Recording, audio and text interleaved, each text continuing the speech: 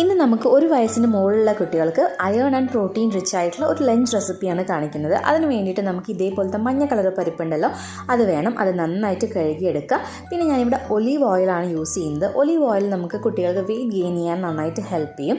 അതിലോട്ട് ഞാൻ കുറച്ച് ജീരകത്തിൻ്റെ പൊടിയും 2 വെളുത്തുള്ളിയും കുറച്ച് ഉള്ളി മുറിച്ചതും പിന്നെ മെയിനായിട്ട് നമുക്ക് വേണ്ടത് ചീര. ഞാനിവിടെ പച്ച ചീരയാണ് എടുത്തിട്ടുള്ളത്. പാലക്ക് വേണമെങ്കിലും നിങ്ങൾക്ക് യൂസ് ചെയ്യാം. പിന്നെ അതിലോട്ട് കുറച്ച് ഗരം മസാലയും അതുപോലെ കുറച്ച് കൊറിയാണ്ടർ പൗഡറും പിന്നെ നമ്മൾ ചേർക്കാൻ പോകുന്നത് പരിപ്പ്, അതുപോലെ പോഹ, പിന്നെ അതിലോട്ട് നമുക്ക് കുറച്ച് മഞ്ഞൾപ്പൊടി, ആവശ്യത്തിനുള്ള ഉപ്പും കൂടി ചേർത്തിട്ട് നന്നായിട്ടൊന്ന് മിക്സ് ചെയ്ത് കൊടുക്കാം.